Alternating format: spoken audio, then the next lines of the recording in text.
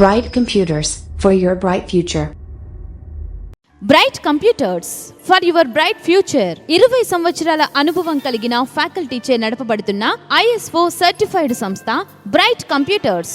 ప్రతి ఒక్కరికి అవసరమైన computer basics, MS office, data entry, office automation కోర్సులు నేర్చుకొని అనేక అవకాశాలని అందిపుచ్చుకోండి.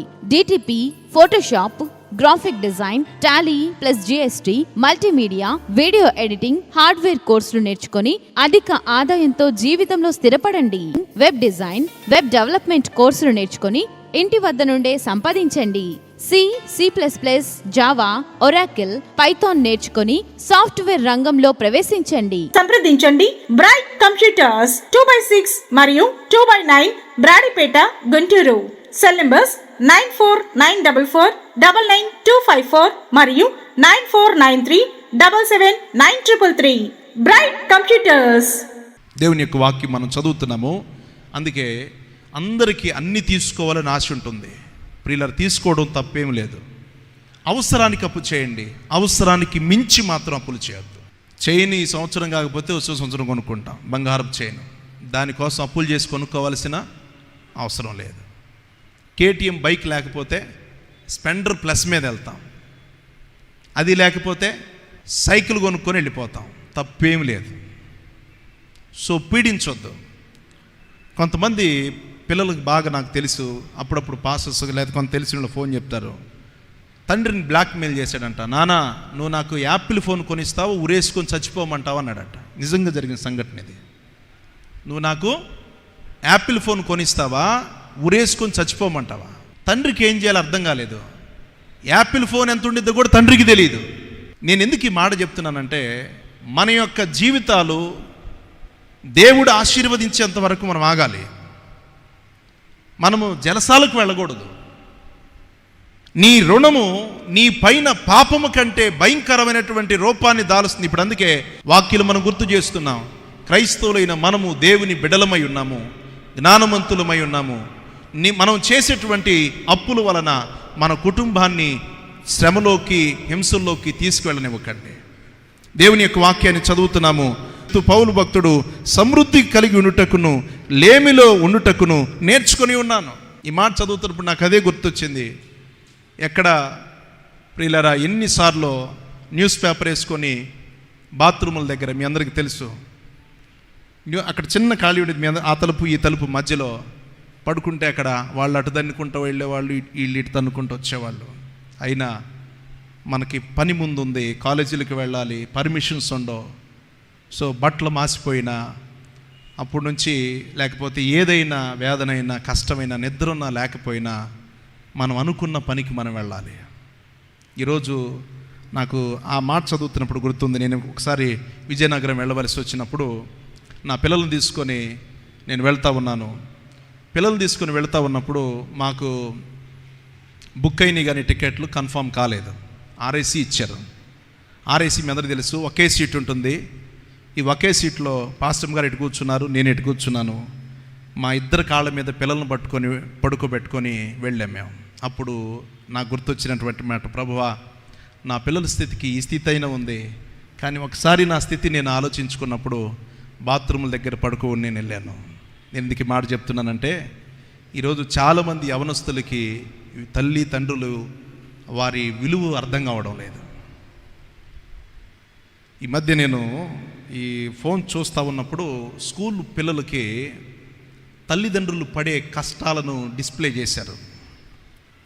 డిస్ప్లే చేసినప్పుడు ప్రియులరా, వాళ్ళ తల్లిదండ్రులు వాళ్ళను ఉన్నతమైన స్కూల్లో చదివిస్తూ ఉన్నారు, కానీ తల్లిదండ్రులు చేసే పనిని గురించి అక్కడ డిస్ప్లే చేసినప్పుడు, చైనాలోనే ఎక్కడో చేశారు, స్కూల్లో ఉన్న పిల్లలందరూ ఏడ్చారు. ఒకళ్ళు సిమెంట్ పని చేస్తుంటే ఒకళ్ళేమో టాపీ పని చేస్తున్నారు, ఒకళ్ళేమో మనుషులను ఎక్కించుకొని బళ్ళు లాగుతూ ఉంటే మరొకళ్ళు ప్రభునందు ప్రియులారు ఏదో పని చేస్తూ ఉన్నారు. ఆ సన్నివేశాన్ని వాళ్ళ స్కూల్లో ప్రతి రూమ్లో డిస్ప్లే చేశారు. పిల్లలందరూ స్కూల్ అంతా కూడా భయంకరంగా ఏడవడమే. నేను ఎందుకు ఈ మాట గుర్తు చేస్తున్నానంటే, మన రుణము మన పెడ్ల పైన పాపముగా ఉండకూడదు. ఆమె చెప్తారా? పౌలు భక్తుడు చెప్పినటువంటి మాట, నేను ఏ స్థితిలో ఉండినానో ఆ స్థితిలో మంచిగా ఉండటం నేర్చుకున్నానయ్యా. అందుకే అంటున్నాను, ఎవరి రుణాన్ని వారిని తీర్చడానికి ప్రయత్నం చేయండి. ఎవరి ప్రభునందు ప్రియులరా అప్పులు వారికి తీర్చడానికి ప్రయత్నం చేయండి. ఎవరికి కలిగినటువంటి దాంట్లో వారు సమృద్ధి కలిగి ఉండడానికి ప్రయత్నం చేయడానికి నేర్పించాలి. నేను ఒక మాట అంటాను, పిల్లలకు మనం శ్రమ తెలియకుండా పెంచకూడదు. పిల్లలకు మనం ఏం చేయకూడదు? శ్రమ తెలియకుండా పెంచకూడదు. వాళ్ళ ఖచ్చితంగా ఆకలి దప్పులు నేర్పించాలి. ప్రియదేవుని బిడ్డలారా, వాళ్ళకి మనము ఉన్నతమైన స్థాయినిస్తే రేపొద్దున వాళ్ళ స్థితి ఎట్లా ఉంటుందో తెలియదు. కష్టాలు వచ్చినప్పుడు వాళ్ళు ఓర్చుకోలేరు. ఈరోజు ఎన్ని ఎగ్జాంపుల్ మనం ఇవ్వగలుగుతున్నామంటే మన జీవితం అంతా కూడా పడుతూ లెగుస్తూ వచ్చింది. నాకంటే మంచి సాక్ష్యాలు మీలో ఉన్నాయి. ప్రియులరా, మన రుణము, ప్రియులరా, ఎవరి రుణమును వారికి ఇచ్చుచు ఒకవేళ దేవుని చిత్తమైతే అప్పు చేయకుండా ఉండడానికి ప్రయత్నం చేయాలి. దేవుని యొక్క వాక్యలు మనం చదువుతున్నాం. హెబ్రీ పత్రికలో 13, 5, 6 వచనాలు చదువుకుందాం. ధనాపేక్ష లేని వారై మీకు కలిగిన వాటితో తృప్తి పొందుడి. నిన్ను ఏమాత్రము విడువను, నిన్ను ఎడబాయను అని చెప్పండి. ఆయనే చెప్పెను కదా, కాబట్టి ప్రభువు నాకు సహాయకుడు, నేను భయపడను, నరమాత్రుడు నాకేమి చేయగలడు అని మంచి ధైర్యముతో చెప్పగలిగిన వారమై ఉన్నాము. భక్తుడు గుర్తు చేస్తున్నాడు, ధనాపేక్ష లేని వారై మీకు కలిగిన వాటితో తృప్తి పొందుడని దేవుడు గుర్తు చేస్తున్నాడు. ఒక మంచి భరోసా మనకుంది ఇక్కడ. ఆయన నిన్ను విడవడు, చెప్తారా, ఏమాత్రము కూడా ఎడబాయడు. మనం చదువుతున్న మంచి ధైర్యంతో చెప్పగలిగిన వారమై ఉండాలట. చెప్తారా, దేవుడు నన్ను విడవడు అని చెప్పండి. దేవుడు నన్ను విడవడు. దేవుడు నా అప్పుల్లో నన్ను విడిచిపెట్టడు. చెప్తారా, దేవుడు నన్ను అప్పులో నన్ను విడిచిపెట్టడు. దేవుడు నా వ్యాధులలో నన్ను విడిచిపెట్టడు. దేవుడు నాకు కలిగినటువంటి నష్టములో ఆయన నన్ను విడిచిపెట్టడు అని ధైర్యంగా చెప్పగలిగిన వారమై ఉండాలట. అంతేగాని అన్ని విషయాల్లో ప్రభునందు ప్రియులరా దేవుడు మనతో లేడు అన్నట్లు మనము జీవించకూడదు. అందుకే ఏ స్థితి అయినా ఆ స్థితిలో ప్రభువుకు లోబడి ఉండటం నేర్చుకోవాలి. దేవుని యొక్క వాక్యాన్ని మనము నేర్చుకుంటూ వస్తున్నాము ప్రియులరా. వీటన్నిటినీ కలిపి మనము చదివినప్పుడు ప్రియులరా మనము దేనికి అప్పున్నామో మనకి చాలా గుర్తొస్తుంది. వీటన్నిటినీ కలిపి మనము చదువుకోవాలి. కలిపి చదివినప్పుడు మనం ఎక్కడెక్కడ చెక్కబడిపోయామో, ఎక్కడెక్కడ ప్రభునందు ప్రియులరా మనము దూరం అయిపోయామో మనకి జ్ఞాపకం వస్తుంది. అందుకే దేవుని యొక్క వాక్యాన్ని చదువుతున్నప్పుడు వీటిలో ఉన్నటువంటి కొన్ని విషయాలు మీకు జ్ఞాపకం చేస్తాను. సన్మానమించే విషయాల్లో నీవు ఎదుటకు రుణపడి ఉండొద్దు.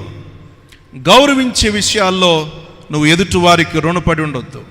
మరియు విధేయత చూపించే విషయాల్లో ఎదుటి వారికి నువ్వు రుణపడి ఉండొద్దు. అలాగే ఇతరులకు రుణపడి ప్రభునందు ప్రియులరా ఉండామని చెప్పుకొని వారిని మధ్యలో అనగా వారి రుణాన్ని తీర్చకుండా మీరు ఉండొద్దు. దేవుని యొక్క వాక్యాన్ని చదువుతున్నాం. సన్మానించే విషయాలు నువ్వు ఎదుటి వారికి రుణపడి ఉండకూడదట. అంటే ఎదుటి వారిని గౌరవించే విషయాల్లో కూడా నువ్వు రుణపడి ఉండకూడదు. రెస్పెక్ట్ ఆఫ్ హానరింగ్ చాలా ప్రాముఖ్యమైంది. మనం ఎదుటివారిని రెస్పెక్ట్ చేయాలట. అలాగనే ఇన్ రెస్పెక్ట్ గౌరవించే విషయాల్లోనూ మనం ఖచ్చితంగా ఈ పనులు చేయాలి. అండ్ ఇన్ ఒబీడియన్స్ దేవునికి మనము, అలాగనే మనతో ఉన్న వారికి కూడా ఇలాంటి విషయాల్లో మనము చక్కగా మనము చేయాలి. మనం కలిపి చదువుతున్నప్పుడు చాలా విషయాలు వస్తాయి. వాటిలో నాకు నచ్చినటువంటి విషయాన్ని మీ ముందు పెట్టబోతున్నాను. ప్రియులరా, దేవుని యొక్క వాక్యాన్ని మనం చదవబోయే ముందుగా నీవు నీ తల్లిదండ్రులకు ఖచ్చితంగా రుణపడి ఉండకూడదు. అంటే ఎందుకు ఈ మాట చెప్తున్నానంటే, నీ తల్లిదండ్రుల విషయాల్లో కూడా నువ్వు వారిని ప్రేమించేవారిగా ఉండాలట. చాలా జాగ్రత్తగా వినండి. చాలాసార్లు తల్లిదండ్రులు కని పెంచినటువంటి తల్లిదండ్రులు వారిని విడిచిపెట్టి ఉండేవారు పిల్లలు చాలామంది ఉన్నారు. నేను నిన్న ఒక వార్త చదివాను, గుండె పగిలిపోయినటువంటి వార్త. తల్లే, మీరు చూసే ఉంటారు, యూట్యూబ్లో వచ్చింది. సొంత తల్లి తన కుమారుడిని చంపడానికి ₹1,00,000 ఆఫర్ చేసిందంట. మీరు యూట్యూబ్లో చూసే ఉంటారు. సొంత తల్లి తన కుమారుడిని చంపిన వానికి ₹1,00,000 ఇస్తానని ఆఫర్ చేసిందంట. ఎందుకని?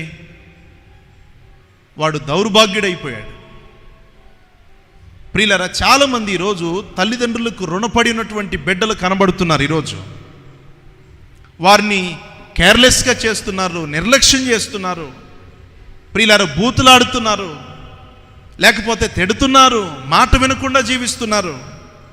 అపోస్తలుడైన పౌలు వీటి గురించి చక్కగా మాట్లాడాడు. మనము చదవబడినటువంటి ఎఫెసీ పత్రిక 6వ అధ్యాయానికి మీ బైబిల్ గ్రంథాన్ని తిప్పండి.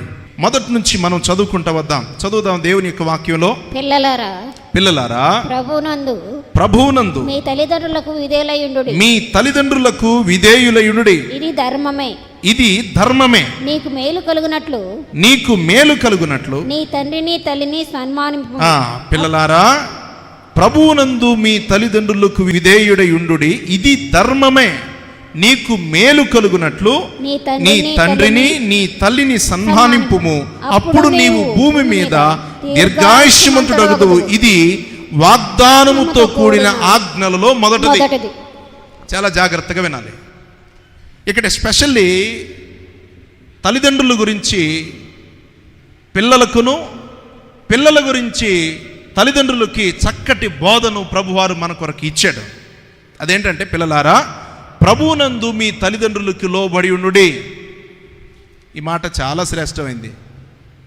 ఒకవేళ యవనస్తుల్ని అడిగారు అనుకో, అమ్మ మీ అబ్బాయి ఎలాంటి వాడు అని అడిగారు అనుకోండి, మీ తల్లిదండ్రులు ఏం చెప్తారా? మా అబ్బాయి తిట్టిపోతాడండి అని చెప్తారా? తిరిగిపోతాడని చెప్తారా? మాట వినడు అని చెప్తారా? ఏ తల్లి ఏ తండ్రి నా కొడుకు చెడ్డవాడు అని చెప్పరు. ఏం సార్ చెప్తారా? ఎవరు చెప్పరు. పైపెచ్చు, అయ్యా ఏదో చిన్నవి ఉన్నాయి కానీ నా కొడుకు చాలా ప్రేమిస్తాడయ్యా అంటారు. కానీ ఎప్పుడైనా ఆ మనసుతో మీరు చూడగలిగారా మీ తల్లిదండ్రుల్ని? బైబిల్ మనం చదువుతున్నాము, పౌలు భక్తుడు గుర్తు చేస్తున్నాడు, మీ తల్లిదండ్రుల్లో ప్రభునందు ప్రియులారా ఖచ్చితంగా మీరు మీ తల్లిదండ్రులు ప్రేమించే విషయాల్లో మీరు అచ్చి ఉండొద్దు. చాలా ప్రాముఖ్యమైంది. ఇందాక గుర్తు చేశాను ఈ విషయాలు. మీ తల్లిదండ్రులకు విధేయులయునుడి. ఇది చాలా ప్రాముఖ్యమైంది. ప్రభుల వాక్యంలో మనం చదువుతున్నాము, తల్లిదండ్రులను నిర్లక్ష్యం చేయవాడట అర్ధాంతరంగా వాని దీపము కారు చీకటిలో ఆరిపోయిద్దట. అంత మాత్రమే కాదు, లోయ కాకులు వచ్చి వాడి కళ్ళును పెరికివేయనని రాయబడి ఉంది. ఎవరు వీళ్ళంతా కూడా? తల్లిదండ్రులకు అచ్చి ఉన్నవారు. ప్రేమలో కానీ, చూచుకొనుటలో కానీ, పెట్టుటలో కానీ, మర్యాదించుటలో కానీ, ప్రియ దేవుని బిడ్డలారా వాక్యానుసారంగా జీవించినటువంటి వ్యక్తుల గురించి రాయబడి ఉంది. అర్ధాంతరంగా వారి యొక్క దీపము కారు చీకట్లు ఆరిపోని రాశాడు. దేవుని యొక్క వాక్యాన్ని చాలా శ్రద్ధగా వినాలి. కొంతమంది తల్లిదండ్రులను బూతులు తిట్టేవాళ్ళు లేకపోలేదు. నువ్వు ఎప్పుడు చేస్తావే, నువ్వు బతుకుండే ఉపయోగం. దేవుని యొక్క వాక్యం సెలవిస్తుంది, తల్లిదండ్రులు ఎంత కన్నీరు గార్చి ప్రార్థన చేసినా కొంతమంది యవనస్తుల హృదయాలు మాత్రం బండరాళ్లే. కొండకి మీకు ఏమి అస్సలు కీసమంత కూడా తేడా లేదు. నీ తల్లిదండ్రులకి అచ్చి ఉండరాదు. నేను చూశాను ప్రియులారా, మీ ఇందాక గుర్తు చేశాను, చైనా దేశంలో అనుకుంటా బహుశా చెప్పాను, తమ తల్లిదండ్రులు చేసే పనిని చూసి స్కూల్లో ఉన్న పిల్లలు ఏడ్చినోళ్లే కానీ ఏడవన వాళ్ళు లేరు. ఈరోజు మీ తల్లిదండ్రుల కష్టాన్ని చూసి వారిని గుర్తించగలిగినటువంటి పిల్లలుగా మనం మారాలి. వారి కష్టాన్ని దగ్గరుండి చూసి వారికి సహాయపడటానికి నేర్చుకోవాలి. చాలామంది అంటారు, తల్లిదండ్రుల మాట మేము వింటున్నాములేండి అంటారు. అంతే, ఉట్టిదే. కానీ వారి మార్గం వేరే అయిపోతుంది. నేనంటాను వాక్య ప్రకారంగా, ఈ మధ్య మన పిల్లలకు కూడా కొంతమంది గుర్తు చేశాను. మన యవనస్తులకి రీసెంట్గా మాట్లాడి ఒక మాట గుర్తు చేశాను. మనకంటూ ఒక గోల్ కావాలి. మనకంటూ ఒక గోల్ కావాలి. మనకంటూ ఒక భవిష్యత్తు కావాలి. మనమంటూ ఒక స్థితిలో ఉండడానికి మనం కష్టపడాలి. దానికి ఎగ్జాంపుల్ కూడా గుర్తు చేశాను. నేను పరిచర్లో ఉన్నప్పుడు నాకు స్పాన్సర్ చేసినటువంటి పాప గురించి ఇంతకుముందు చెప్పాను, అది మనవలకు కూడా చెప్పాను. 8 సంవత్సరాల పాప, నేను బైబిల్ కాలేజ్ చేసేటప్పుడు నాకు కార్లు తుడిచి 1600 రూపాయలు నాకు ఆమె స్పాన్సర్ చేసేది. 8 ఏళ్ల పాప. ప్రియులారా, 8 సంవత్సరాల పాప 1600 రూపాయలు నేను చదువుకోవడానికి నాకు స్పాన్సర్ చేసింది. ఆ పాప ఎలాగ చేసిందంటే, రాసి పంపించింది, నాకు వీక్లీలో 2 రోజులు నాకు అవర్స్ టైం ఉంటుంది, దాంట్లో నేను కారు వాష్ చేసి ఆ డబ్బులు పరిచర్య కొరకు పంపిస్తున్నాను. నేను ఎందుకు ఈ మాట గుర్తు చేస్తున్నానంటే, నువ్వు వచ్చి ఉండరాదు. ఈరోజు దేవుని కృపను బట్టి చెప్తున్నాను, సేవలో ఉండడానికి ఆ పాపను దేవుడు వాడుకున్నాడు. నేను ఎందుకంటున్నాను, నువ్వు ఒక యవనస్తుడివై ఉండి నువ్వు ఒకరికి ఉపయోగపడవలసింది పోయి నీ తల్లిదండ్రులకి నువ్వు భారంగా ఉండొద్దు. నీ తల్లిదండ్రులకి నువ్వు భారంగా ఉండొద్దు. నువ్వు భారంగా ఒకవేళ ఇంకా అప్పులు చేసి వాళ్ళపైన భారాలు పెట్టొద్దు. నాకు తెలుసు ప్రియులారా, తల్లిదండ్రులకి ఇప్పటికి కుమారులు అప్పులు చేసి తల్లిదండ్రులకి ఇప్పటికి ఏడిపించే పిల్లలు లేకపోలేదు మన సంఘంలో కూడా. అంటే ఎవరికి పర్సనల్ అజెండాలు లేవండి, నాకు ఎంత మాత్రం లేదు, కానీ మిగతా వారిని తెలుసుకుంటారన్నదే నా అభిప్రాయం. ఎక్కడి నుంచి తీసుకురాగలరు? ఒక స్త్రీ పొద్దునుంచి సాయంత్రం వరకు పని చేస్తే ఆమెకు వచ్చే డబ్బులు మహా అయితే 300 రూపాయలు. 4 లక్షలు అప్పు ఎట్లా ఎన్ని సంవత్సరాలు తెరవాలి? నేనేమంటున్నాను, నీ రుణము నీ కుటుంబం పైకి భారం ఉండకూడదు. నువ్వు చేసే అప్పులు ఏదైనా నీ కుటుంబాన్ని, నీ బిడ్డలను శాపంలోకి నడిపించకూడదు.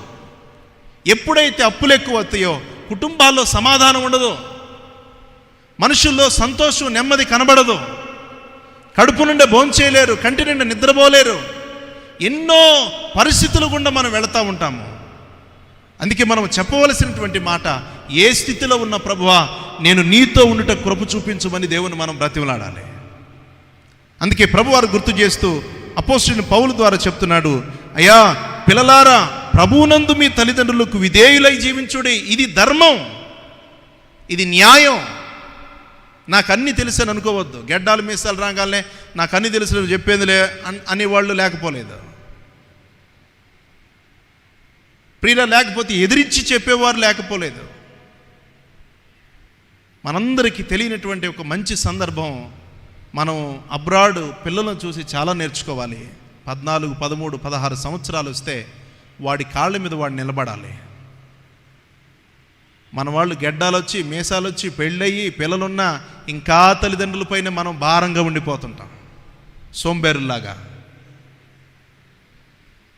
లేదు, మన మైండ్ మారాలి, మన ఆలోచన మారాలి. ప్రియ దేవుని బిడ్డలారా, కష్టపడే గుణం మనలో రావాలి. కష్టం లేకపోతే కుటుంబంలో అప్పులే ఎక్కువ అవుతాయి. దేవుని యొక్క వాక్యం సెలవిచ్చినట్లుగా నీ బిడ్డలైనటువంటి మనమందరం కూడా మన తల్లిదండ్రులకి అచ్చి ఉండకూడదు. ఏ విషయంలోనైనా, చూసుకునే విషయం అని చెప్పాను, భోజనం పెట్టే విషయం అని చెప్పాను, ఆరోగ్య విషయాలు అనారోగ్య విషయాల్లో, ప్రేమించే విషయాల్లో, వారికి కావలసినటువంటి వాటి ఇచ్చేటువంటి విషయాల్లో, మందుల విషయాల్లో మనం మన తల్లిదండ్రులకు అచ్చి ఉండకూడదు.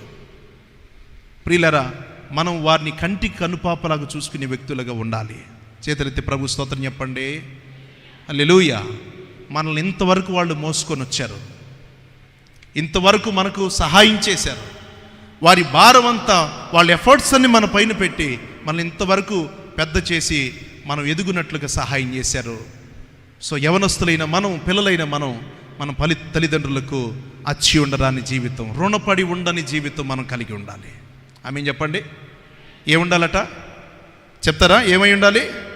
రుణపడి ఉండని జీవితం మనము దేవుని ఎదుట కనపరచవలసిన వారమై ఉన్నాం. తల్లిదండ్రుల మాట వినాలి అనే దానికి ఒక బెస్ట్ ఎగ్జాంపుల్ మీకు గుర్తు చేసి నా మాటలు ముగిస్తాను. చదువుదాం వాక్య భాగంలో నుండి 1 సమూయేలు 17:20 వచనాన్ని మనం చదువుకుందాం.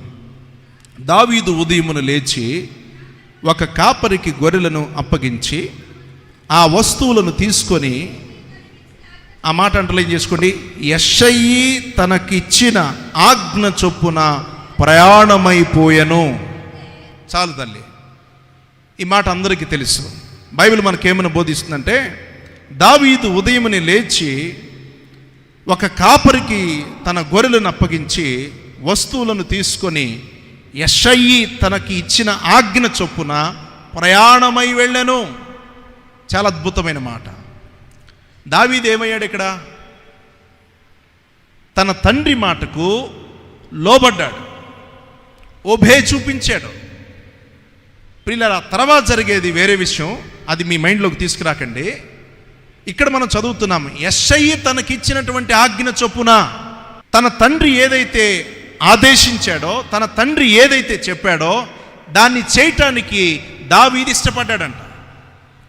చాలాసార్లు ఎప్పుడు ఒకడుంటే మాత్రం ఏముండదు, కానీ 2-3 పిల్లలుంటే మాత్రం వంతులు వస్తాయి. ఉదాహరణకి మంచిళ్ళు తీసుకురారా అని పెద్దోడికి చెప్పామనుకోండి, పెద్దోడు ఏమంటాడు, నేను ఎంతో కష్టపడుతున్నాను, చిన్నోడికి చెప్పవచ్చు కదా అంటాడు. రెండో వాడికి చెప్పారనుకోండి తల్లిదండ్రులు, నేను ఒక్కడేనా నీకు కనబడింది, చిన్నోడు లేడా అని వాడిపై తోసేస్తుంటాం. ఇక్కడ మనం చదువుతున్నాము, దావీదుకి అన్నదమ్ములు ఉన్నారు.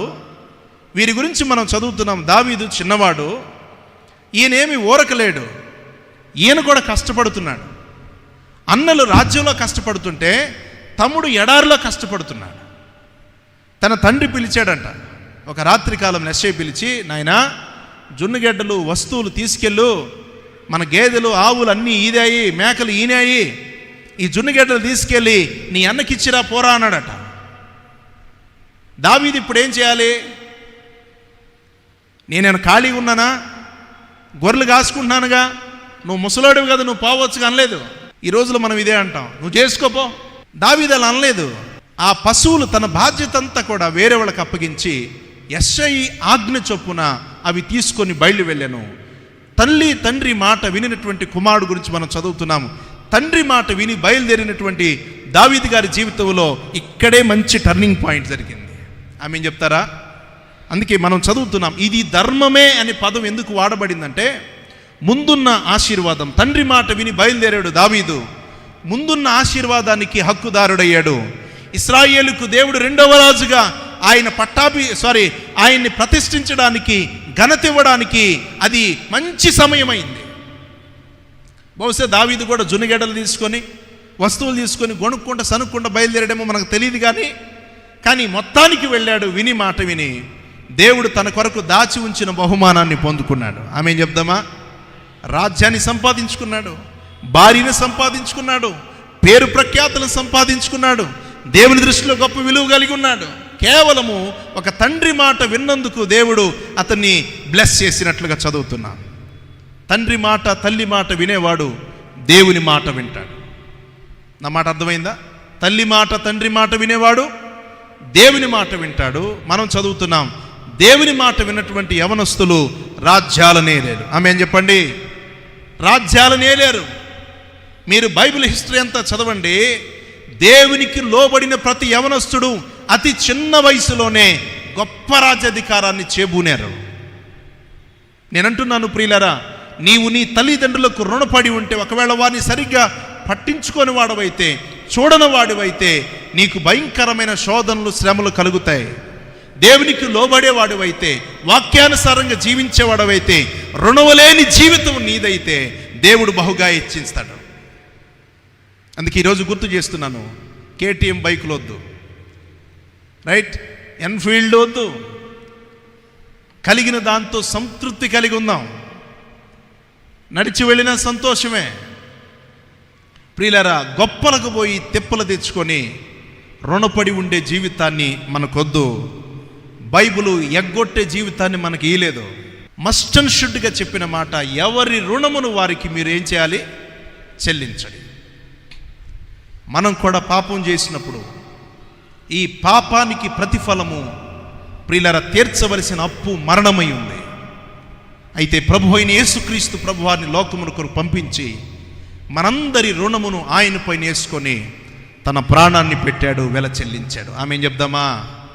మన తల్లిదండ్రులు పాపం చేయకపోతే, అనగా మన ఆది పితరులు దేవుని చిత్తం నుంచి వారు తప్పిపోయి ఉండకపోతే, శాపమనే పాప భారం రుణం మన పైన ఉండేది కాదు. ఆ పాప భారానికి చెల్లించవలసిన రుణము ఒక పరిశుద్ధుని రక్తము, ఒక యవనస్తుని ప్రాణము.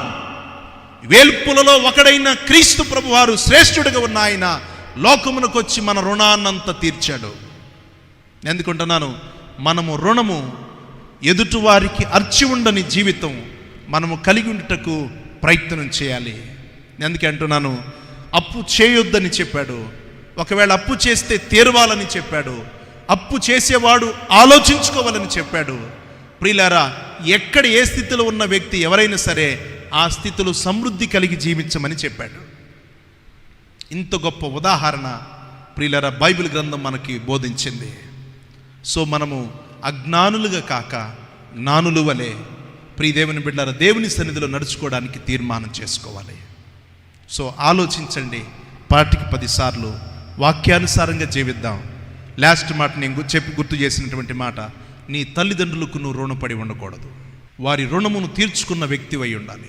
ప్రియులారా ఒకవేళ ఇప్పటికి తల్లిదండ్రులను అప్పుడు ఆర్థిక పరిస్థితులను బట్టి చూడలేకపోయారు, పరిస్థితులు బాగోలేదు, ఇప్పుడున్న యవనస్తులైనా మీ తల్లిదండ్రుల మాటలు వినండి, వారి క్రియలను బాగుగా చూడండి. ఇప్పటికీ 40-50 సంవత్సరాలు వచ్చిన కంటి మీద నిద్ర లేకుండా పనిచేస్తున్న తల్లిదండ్రులు ఉన్నారు. ఒక పక్క బీపీలు, షుగర్లు, స్ట్రోక్స్, హార్ట్ అటాక్స్ వచ్చిన వారి కష్టపడుతున్నటువంటి తల్లిదండ్రులు ఉన్నారు. వారి శ్రమను చూడండి, వారికి రుణపడి ఉండొద్దు. వాక్యం ఏమైనా సెలవిచ్చిందంటే తల్లిదండ్రుల మాట విన్నవారు దీర్ఘాయుష్మంతులు అవుతారు. దావీదు తన తండ్రి యెషై మాట విన్నాడు, ముందున్న బహుమానాన్ని పొందుకున్నాడు. అలాగే నీతో వాడు ఉన్న వారందరూ కూడా వాక్యానుసారంగా జీవించి రుణము లేని జీవితం మనము అనుభవించినట్లుగా ఆత్మీయంగా సిద్ధపడదుముగాక. ఆమేన్ చెప్పండి. Bright Computers for your bright future.